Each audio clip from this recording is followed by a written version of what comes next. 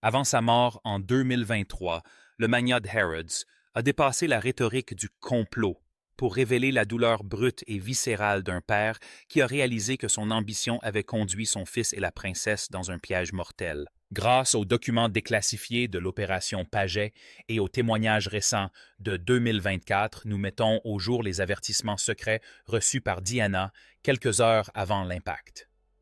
Était-elle réellement enceinte et fiancée comme Al-Fayed l'a affirmé pendant des décennies, ou a-t-elle été victime d'une négligence institutionnelle bien plus grave? La vérité se trouve dans un objet retrouvé sur place, la bague. Répossi, dis-moi oui, découverte dans l'épave. Mohammed Al-Fayed était un milliardaire animé par un besoin désespéré d'être reconnu. Un homme qui a racheté Harrods et l'hôtel Ritz pour s'imposer au sein d'une élite britannique qui l'a toujours considéré comme un étranger. À ses yeux, la princesse Diana n'était pas seulement la compagne de son fils, elle était l'arme sociale par excellence. Après son divorce en 1996, Diana était une femme dont les repères institutionnels avaient été brutalement ébranlés. Dépouillée de son titre d'Altesse royale et de la protection de son palais, elle cherchait l'amour et la paix dans un monde que la monarchie avait rendu de plus en plus hostile. Les preuves sont irréfutables lorsqu'on examine l'invitation stratégique de juillet 1997. Mohammed Al-Fayed n'a pas simplement invité Diana à passer des vacances. Il a orchestré une rencontre cruciale dans sa villa de Saint-Tropez. C'est à ce moment précis que la faille dans sa sécurité s'est transformée en un fossé fatal. Tandis que le public voyait une romance passionnée et idyllique sur le yacht d'Al-Fayed. Le recul de 2026 révèle un calcul bien plus sombre. Des amis comme Richard Kay et Paul Burrell avaient averti Diana du danger que représentait l'influence de Mohammed. La réalité est encore plus choquante. Diana utilisait Dodi Al-Fayed, un playboy hollywoodien au passé instable comme leur, pour rendre jaloux son véritable compagnon, le docteur Hasnat Khan. Elle était dévorée par une machine médiatique implacable, mais aussi manipulée par un magnat qui voyait en elle un moyen d'accéder à la famille royale. L'élément déclencheur de la tragédie s'est produit à l'intérieur de l'hôtel Ritz dans la nuit du 30 août 1997. Diana et Dodi étaient épuisés par une traque acharnée qui les empêchait même de dîner en toute intimité. Sous l'influence directe de l'intransigeance de son père, Dodi autorisa une manœuvre qui contournait toutes les normes de sécurité professionnelle. Il quitterait l'hôtel Ritz par l'entrée de service à bord d'une Mercedes S. 280, conduite par Henri Paul, le directeur adjoint de la sécurité de l'établissement. Henri Paul n'était pas chauffeur professionnel. C'était un employé qui avait passé plusieurs heures à boire au bar de l'hôtel. Les rapports officiels de 2026 confirment que son taux d'alcoolémie était 3 fois supérieur à la limite légale. Pendant des décennies, Mohammed Al-Fayed a prétendu que ces résultats avaient été falsifiés, s'appuyant sur des images de vidéosurveillance montrant Paul marchant avec précision. Mais la vérité est plus concrète. Henri Paul était un alcoolique fonctionnel entraîné malgré lui dans une course-poursuite effrénée qu'il n'était absolument pas en mesure de mener. Le déclencheur n'était pas un assassin des services secrets. C'était la défaillance institutionnelle de l'équipe de sécurité d'Al-Fayed, incapable de protéger la princesse de ses propres membres compromis. Mais ce n'est pas tout. À 0h23 précise, la Mercedes noire percuta le 13e pilier du tunnel du pont de l'Alma. Durant les décennies qui suivirent, Mohammed Al-Fayed dépensa plus de 30 millions de livres sterling pour promouvoir une version unique des faits. Diana était enceinte de Dodi et ils étaient sur le point d'annoncer leur fiançailles. Ils prétendaient que c'était la raison pour laquelle la monarchie avait ordonné leur assassinat, afin d'empêcher un beau-père musulman d'accéder au trône. Cependant, les preuves médicales issues de l'enquête de 2008 et des analyses d'archives de 2025 révèlent une toute autre histoire. Les médecins légistes ont confirmé l'absence de preuves biologiques de grossesse. Les analyses sanguines effectuées à l'hôpital étaient formelles. Cette grossesse était un récit que Mohammed devait entretenir pour maintenir son lien de parenté avec la couronne britannique. Il s'agissait d'un mensonge stratégique utilisé pour transformer un accident tragique en assassinat politique. La réalité est d'autant plus choquante lorsqu'on examine les éléments concernant la Fiat Uno blanche. Si Mohamed Al-Fayed a affirmé qu'il s'agissait d'un véhicule utilisé par les services secrets pour simuler un accident, l'enquête de 2026 suggère une réalité bien plus simple et tragique. La Fiat Uno était vraisemblablement conduite par un civil terrifié qui a disparu dans la nuit parisienne. Craignant les conséquences juridiques d'une collision impliquant la femme la plus célèbre du monde. Il n'y avait pas d'équipe de tueurs professionnels. Seulement un concours de circonstances chaotiques, un conducteur ivre, une chasse à l'homme menée par des paparazzis et un témoin disparu. Mohamed a avancé la théorie des forces obscures pour détourner l'attention du fait qu'il avait personnellement approuvé le plan de diversion et le conducteur qui l'avait exécuté. Pourquoi ce secret a-t-il été gardé? Parce qu'admettre que l'orgueil démesuré du milliardaire avait causé la mort de la princesse du peuple aurait anéanti l'empire Al-Fayed des décennies plus tôt. Les révélations de 2024 ont bouleversé le récit et ses conséquences psychologiques. Plus de 200 femmes ont accusé Mohamed Al-Fayed d'abus sexuels systématiques, de harcèlement et d'avoir utilisé Harrods comme terrain de chasse à des fins prédatrices. Ces informations pleinement intégrées à notre analyse de 2026 changent à jamais l'histoire du milliardaire protecteur. L'homme qui prétendait être le sauveur de Diana était-il en réalité sa plus grande menace? Des amis ont récemment confirmé que Diana avait été profondément bouleversée par une proposition de Mohamed lors de leur voyage à Saint-Tropez. Le contexte de 2024 laisse penser que Mohamed considérait Diana comme un atout à acquérir et non comme une femme à sauver. C'était un homme passé maître dans l'exploitation de la vulnérabilité et Diana, isolée et privée de sa protection royale, était sa cible privilégiée. Les faits sont implacables lorsqu'on observe la réalité d'un père qui, après avoir perdu son fils, n'a pu renoncer à sa quête de pouvoir. Pourquoi le magnat a-t-il attendu ces dernières années pour faire ces aveux choquants? En 2026, le triangle de l'héritage apparaît clairement la perte immédiate de deux vies. La transformation institutionnelle de la gestion de la sécurité par la monarchie et la leçon ultime derrière la rhétorique du milliardaire se cachait un père qui avait sacrifié la sécurité de son fils pour un trophée social. Mohamed Al-Fayed est mort avec un secret qu'il ne pouvait dissimuler. C'est lui qui avait autorisé le chauffeur, la voiture et le plan qui a coûté la vie à la femme la plus aimée du monde. Il a passé ses dernières années à ériger un temple du deuil chez Harrods, orné de la statue des victimes innocentes, mais les preuves montrent aujourd'hui qu'il était un expert dans l'exploitation de la vulnérabilité. Il s'est servi de la lettre de Diana de 1995, où elle prédisait un accident de voiture simulé, comme principal bouclier, ignorant pourtant ses avertissements concernant les personnes mal intentionnées qui l'entouraient. La conséquence à long terme de la croisade de Mohamed Al-Fayed fut la création d'un climat de suspicion permanent qui plane encore sur les princes William et Harry en 2026. En finançant 10 années de procédures judiciaires, Mohamed s'est assuré que la version officielle ne serait jamais pleinement crédible, même si elle était médicalement et médico-légalement exacte. En réalité, ce complot était son œuvre ultime, un moyen de garantir que le nom d'Al-Fayed ne soit jamais oublié, au même titre que celui de Spencer. Il a troqué la vérité contre un héritage de doute. Ceci nous amène à un lien stratégique avec votre propre réalité. Si vous étiez Mohamed Al-Fayed, tenant entre vos mains la bague finale « Dis-moi oui », sachant que votre fils est mort, en tentant de prouver quelque chose au monde, auriez-vous privilégié la justice ou le deuil? Nous jugeons ces figures à l'aune de l'histoire, mais la perspective de 2026 les révèle comme des êtres humains au destin réel et imprévisible. La pression d'être exceptionnel tandis que sa famille se désagrège est une souffrance universelle. Après tous ces procès et les millions de livres dépensés, le constat est sans appel. La plus grande tragédie laissée par Mohamed Al-Fayed n'était pas un document secret, mais la preuve que l'amour peut être dévoré par la soif de pouvoir. Diana et Dodi n'ont pas été que des victimes d'un accident de voiture. Ils ont été victimes d'un monde où ils n'avaient aucun refuge. Les accusations portées contre Mohamed en 2024 ont fait voler en éclats le récit héroïque, ne laissant apparaître que la vérité crue d'un père qui a tout perdu dans un piège qu'il a lui-même créé.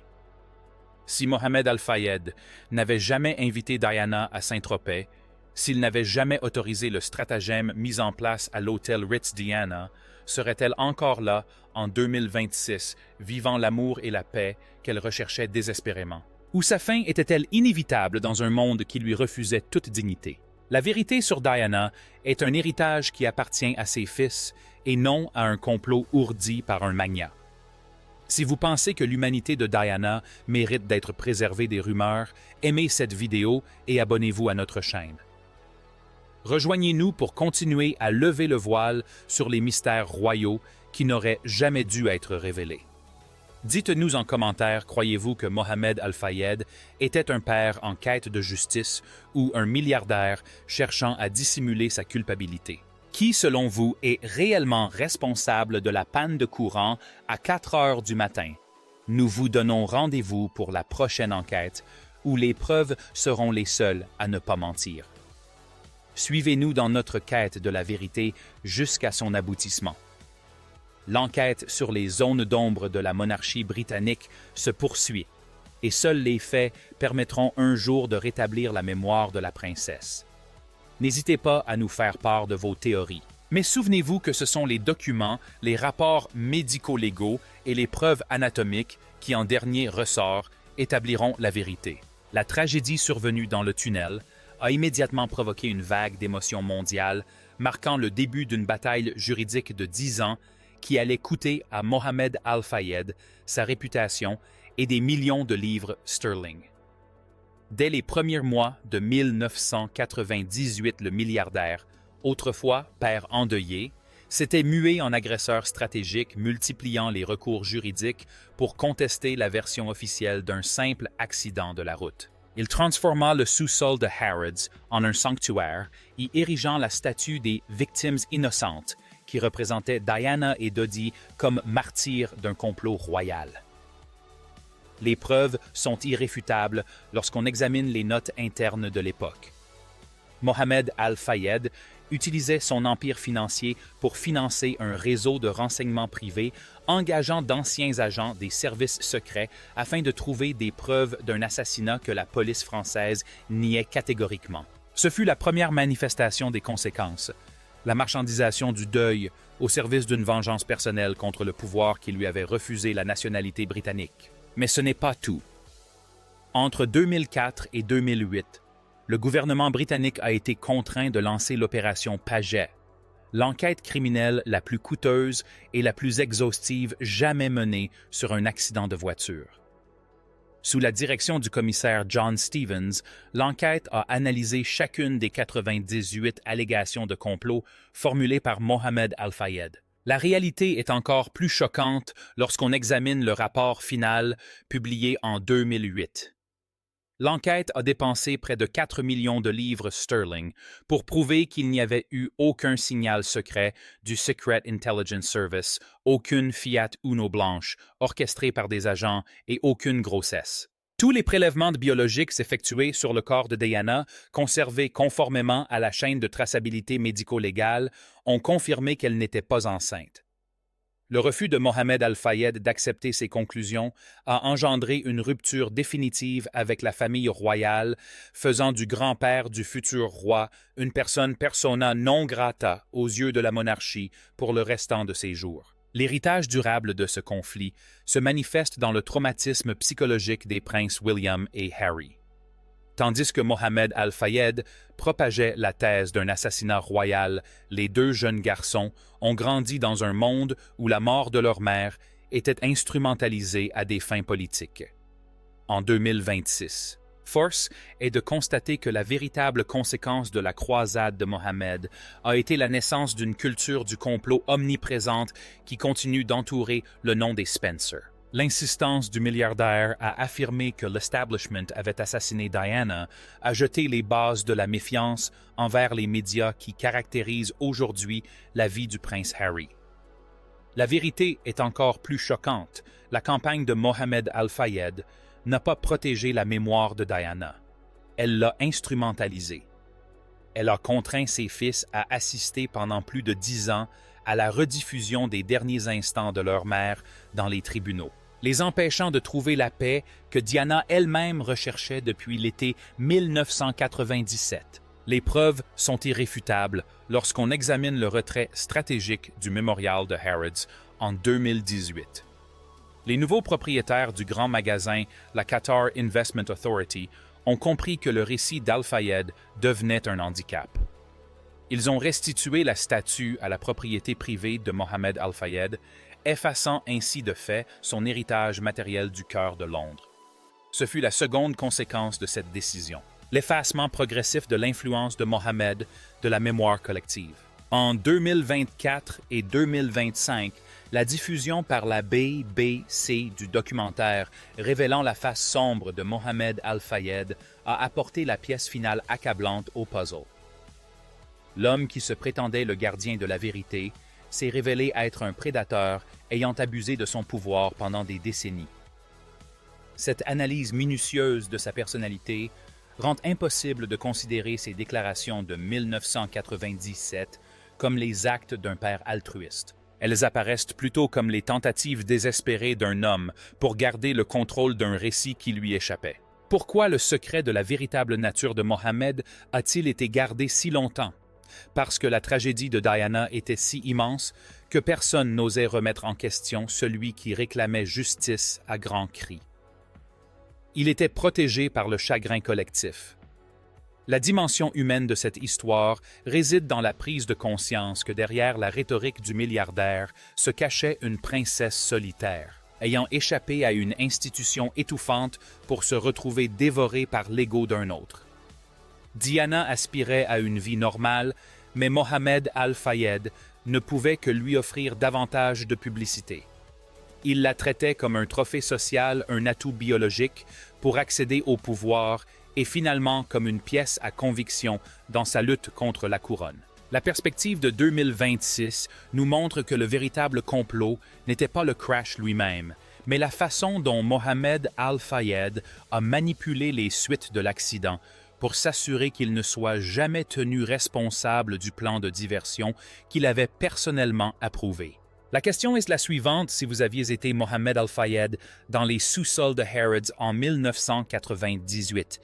Auriez-vous dépensé votre fortune pour découvrir la vérité, quitte à admettre l'échec de votre propre personnel? Ou auriez-vous investi cet argent dans la construction d'un mythe, vous faisant passer pour la victime d'un complot mondial? Nous considérons ces personnages comme des icônes historiques, mais le regard de 2026 les révèle comme des êtres humains rongés par des regrets profonds. Le choix de Mohammed de promouvoir ses fiançailles et sa grossesse était une stratégie de survie, une façon de préserver son orgueil. Il a choisi d'être l'homme lésé par la monarchie plutôt que celui dont le responsable de la sécurité de l'hôtel a précipité la princesse contre un pilier en béton. Pourquoi le magnat a-t-il attendu 94 ans pour mettre fin à la bataille judiciaire? Peut-être parce que la vérité était un fardeau trop lourd dont il ne pouvait se délester qu'en sentant sa propre lumière s'éteindre. Il avait vu le monde changer, il avait vu les lois sur les paparazzis évoluer et il avait vu les fils de Diana devenir des hommes capables de trouver leur propre vérité. Il comprit que le complot qu'il avait patiemment élaboré n'était plus nécessaire, car la douleur de perdre son fils était la seule réalité qui comptait. La vérité viscérale de la perte d'un père est la seule chose qui subsiste une fois que l'ego du milliardaire s'est évanoui. La conclusion est la suivante. La plus grande tragédie laissée par Mohammed Al-Fayed n'était pas un document secret, mais la preuve que l'amour peut être dévoré par la soif de pouvoir. Diana et Dodi n'ont pas été que des victimes d'un accident de voiture. Ils ont été victimes d'un monde où ils n'avaient aucun refuge. Les accusations portées contre Mohammed en 2024 ont fait tomber le mythe du héros, ne laissant apparaître que la vérité crue d'un père qui a tout perdu dans le piège qu'il s'est lui-même tendu. Si Mohammed Al-Fayed n'avait jamais invité Diana à Saint-Tropez, ou s'il n'avait jamais autorisé le plan machiavélique à l'hôtel Ritz Diana, serait-elle encore là en 2026, vivant l'amour et la paix qu'elle recherchait si désespérément? Ou sa fin était-elle inévitable dans un monde qui lui refusait toute humanité? La vérité sur Diana est un héritage qui appartient à ses fils et non à un complot ourdi par un magnat. Si vous pensez que l'humanité de Diana mérite d'être préservée des rumeurs, aimez cette vidéo et abonnez-vous à notre chaîne. Rejoignez-nous pour continuer à lever le voile sur les mystères royaux qui n'auraient jamais dû être révélés. Dites-nous ce que vous en pensez dans les commentaires. Croyez-vous que Mohamed Al-Fayed était un père en quête de justice ou un milliardaire cherchant à dissimuler sa culpabilité? Qui, selon vous, est réellement responsable de la panne de courant à 4 heures du matin? Nous vous donnons rendez-vous pour la suite de l'enquête où les preuves demeurent les seules à ne pas mentir. Suivez-nous dans notre quête de vérité jusqu'à son aboutissement. L'enquête sur les zones d'ombre de la monarchie britannique se poursuit, et seuls les faits permettront un jour de libérer la mémoire de la princesse.